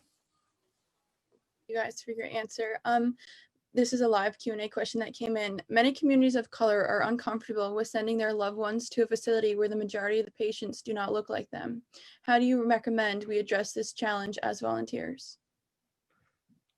You know, I'd like to take a stab at that is, you know, particularly looking at community-based organizations as a possible alternative to a person going to a facility. For example, Wesley House, we're a network of 5 community-based organizations that are part of the St. Louis Area Agency on Aging. And we do a home-delivered meal program, but in addition and prior to COVID, we were operating a congregate meal program that we had close to 30 clients that were coming to our facility twice a week. And these were people that still lived in the community, were not living in an extended care facility. So I think the fact that many community-based organizations that do provide services for seniors need to step up and provide, even prior to COVID being over, being able to reach out to the people in the community that are, say, on their role of Meals on Wheels clients, to reach out to them and at least check on them, see how they're doing, find out what their needs are. And once COVID is over, then we'll be able to bring in some alternative options to on-site programming in the community, but also some virtual components as well, which hopefully I'll get a chance to discuss later. But, you know, I think that is an issue across many lines when you talk about whether it be education, whether it be medical, whether it be long-term care facilities. People are not interested or comfortable going to places where people don't look like them. So I think from a community based standpoint, that's something that we can step up and do and provide at least some type of introductory service or information on how to remedy that problem. Does anybody else would like to respond? If not, we can continue to move on. Sure. I'll just add one other thing there. I think there's also a structural issue too, in terms of we need more support of innovative community-based alternatives that we just don't have right now. And thankfully, I think we're seeing a move in the right direction with folks like Senator Tom Udall, who's introduced something called the Care Corps, which would create a caregiving program similar to AmeriCorps, but for caregiving, that places an emphasis on providing young adults learning opportunities and workforce experience by providing and addressing our nation's care crisis. There's an innovative idea that can help to ensure that care options are more reflective of the communities that need care, but then also addresses the need for economic opportunities for young people graduating or wanting to go into a vocational setting. Thankfully, the president-elect has introduced an idea to establish a fund to support these kinds of innovative ideas and supporting sort of the direct care workforce and making that more of an economic opportunity than right now. Unfortunately, direct care is often low paid, low trained care. And it's not a economic opportunity for economic mobility. So anything that we can do to invest in these kinds of workforce options, I think helps us over the long run to create a more diverse and prosperous workforce that's going to reflect the patient population in need of these care services. Yeah, I'll just say quickly, I 100% agree with workforce development. I will say from a personal, standpoint, it was really hard when I started needing help to get my mom to go to a daycare because nobody looked like her. But then I just talked with the daycare, and just to give people hope, they were really, they really strove to be helpful. So they found like one Filipino lady that, would come over and sit next to my mom, and sort of now where she is in the progression of the disease, even though people are not speaking her language, when they speak English to her, she thinks that they're speaking to her in Vietnamese anyway. So it was great before COVID. And she got, her socialization and was happy to hang out with people. It just took a little bit more time to be able to talk with staff about what I wanted to see. And so I, just to give people a little bit of hope there, that even if they, the individuals are not of the exact same ethnicity, that it can't work. So this came in another live Q&A question. Can you speak on the stigma of Alzheimer's disease among some cultural groups and the effect that they can have on care?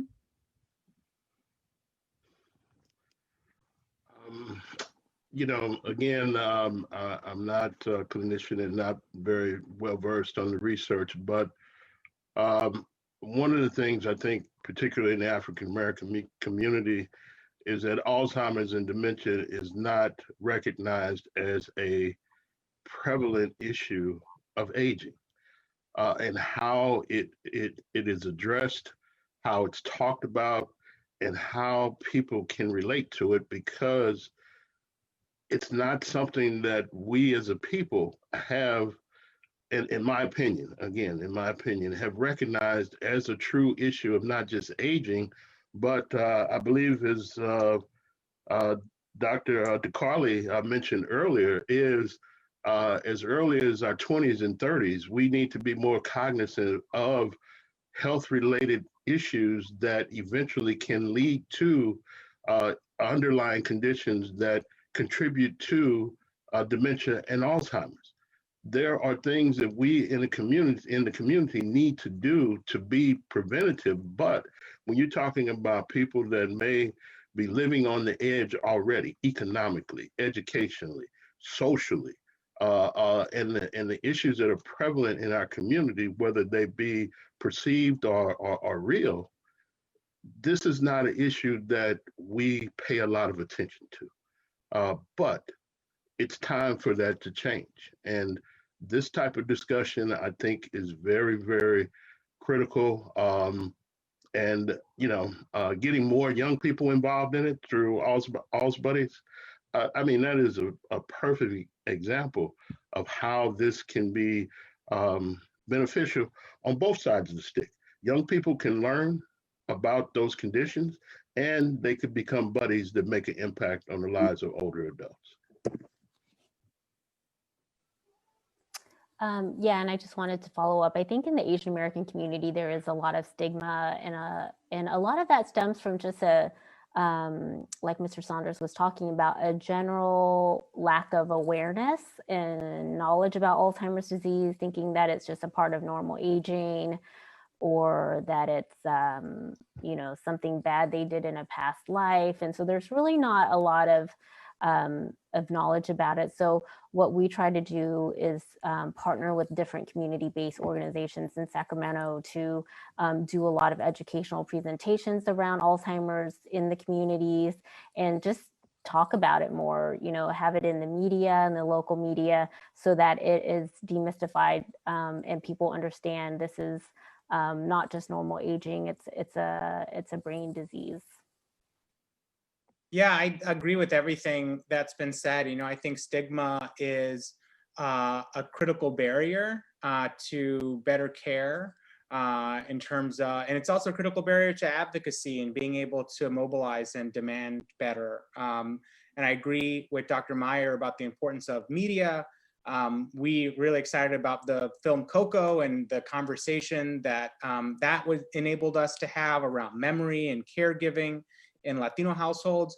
But I think the other aspect of stigma that we have to address as well is the stigma that's created by exploitation of communities of color in the health and research sectors.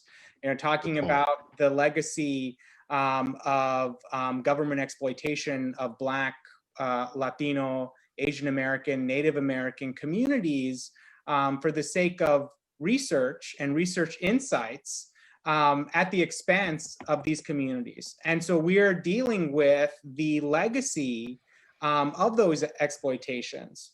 And so I think that contributes a lot to stigma as well. And we have to address that head on through proactive policy centered in equity that's going to ensure equal access. And language is a perfect example of that. The language barriers that exist to Alzheimer's research in this country are egregious. And the way that we compartmentalize research services with health services, and with health services, we have laws in place to ensure equal and meaningful access. We don't have those same laws in place when it comes to research.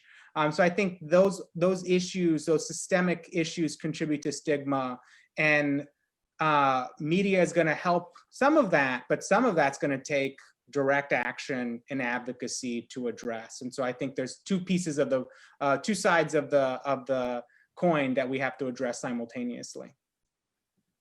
Good point. Thank you. What can healthcare providers do to address these health inequalities? I'll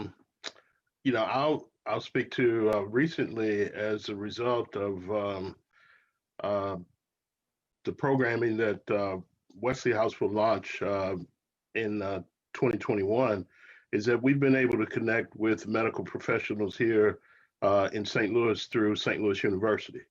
And we actually will be partnering with them on some virtual components, such as telemed, and being able to do some initial screening and testing of our clients to determine what levels of dementia and Alzheimer's are taking place.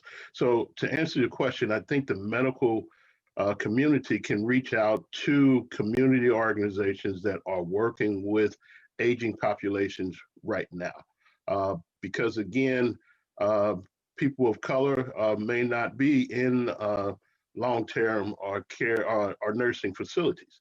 They're still living in the community, but community organizations have contacts and relationships with these people that can ease the stigma or the trepidation of older adults to be part of research studies or to be part of programming that not only will help them, but generations to come and their caregivers.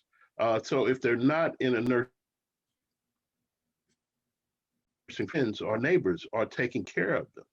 So I would say that the medical field, if they could reach out to these community organizations, reach out to medical professionals to join partnerships. Dr. Meyer mentioned the word partnerships.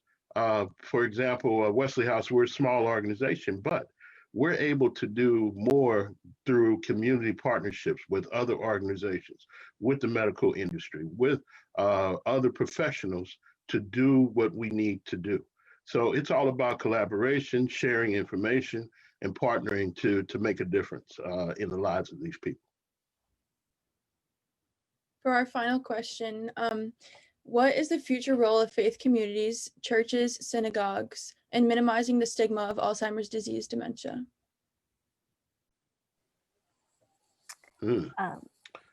Well, Dr. Meyer, go ahead. Oh, I was just going to say, I think they can play a huge role. You know, a lot of Asian American communities find a lot of credibility in their faith organizations, in monks at their Buddhist temples, in pastors at their local churches. These are people who have a lot of credibility and can really make a difference in terms of promoting knowledge about Alzheimer's disease, different, resources out there. And so, as I mentioned before, I think it's really key to partner with these community organizations that have so much knowledge and awareness about, and just a pulse on where their communities are, so that we can work together and increase knowledge and access to research, access to care.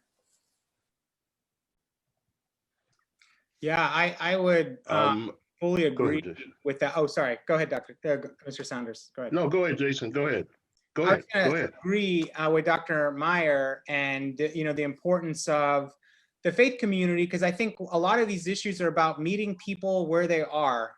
Both physically and mentally, spiritually, culturally, yes. You name it, right? We got to meet people where they are because of some of the issues that we talked about earlier about stigma and these issues of exploitation. I mean, I think for all those reasons, leveraging trusted and cherished resources like the faith community and so many of these under-resourced communities is going to be really critical. So looking at the amazing work of one of our partners, the Balm in Gilead, which has a network of pastures and congregations around the country that they bring together to build capacity to address issues like Alzheimer's and dementia, and also HIV, and other diseases that disproportionately impact the Black community, I think is so important. And that's something that we have to invest in and recognize as part of the healthcare system, right? We have to build capacity and opportunities for partnership between these different sectors. Like what I like to say is that the solution for Alzheimer's is not going to just happen in a laboratory. There are millions of people living with Alzheimer's today that when the first drug is developed, it's going to do nothing for them, right? It's going to be great for the future. And thinking about, your brother, your sister, I totally agree in the amazing words of the Sanchezes, but there's a lot of hardship on the shoulders of people today. And the faith community is helping to address that I think from a spiritual vantage point, which is extremely critical. And Jillian, I would agree with Dr. Meyer and Jason, the fact that the faith-based community, regardless of what community it is relied upon for good information, good resources, and credibility. Because as they were talking, I was just thinking that many churches in the African-American community conduct health fairs and community affairs every year. And why there's no reason why Alzheimer's providers or organizations do not have a presence at those events. So, I mean, sitting here listening and talking, and hopefully people that are on the call will get some ideas and get some understanding of where they can go to get the help and ideas and suggestions for what's affecting their communities. And, you know, I welcome it. And, you know, I'm glad to have been a part of this. This is good information. It's good resources. And the beauty of it is that we have brought, or you guys have brought, many different peoples of color to the table to begin to understand and to discuss disparities, similarities, and issues that affect us all. We're all the same people, just a little bit different skin tones. And this is the type of thing that needs to take place and ultimately is going to make our country a better place to be. That's truly how I feel. And I'm so thankful to have been a part of this. Thank you all. That is all the time we have for the panelists, but I think this was a very powerful conversation, and I hope we can continue to have this discussion moving forward. There were some questions that were asked that we unfortunately don't have time for, but I'll send them in the chat if any of you feel comfortable answering them on your free time. So thank you all for being a part of today's event. We really appreciate it. Thank you. Thank you. Thank you very much. Bye now. Bye. First, I would just like to thank Hilarity for Charity, Us Against Alzheimer's, and the Wesley House, and all the speakers and panelists involved for contributions to today's event. Please be sure to check out Dr. Rabin's new book, Is It Alzheimer's?, that can be purchased on his website. Thank you for attending the first National Alzheimer's Buddies Virtual Symposium. You will find a quick survey in the chat if you don't mind filling out in order for us to receive feedback on today's event. In addition, November is Alzheimer's Awareness Month, and NAV has been working hard to start their social justice initiative, as well as continue efforts to get tablets for underserved facilities. Please feel free to donate today using the QR code. Thank you again for taking time out of your busy day to be a part of this wonderful event, and be sure to check back in on our website for regular updates. Once again, thank you all for being a part of today's event. I think we had some very powerful conversations, and I hope that we can continue to keep the discussion open. Thank you, everybody.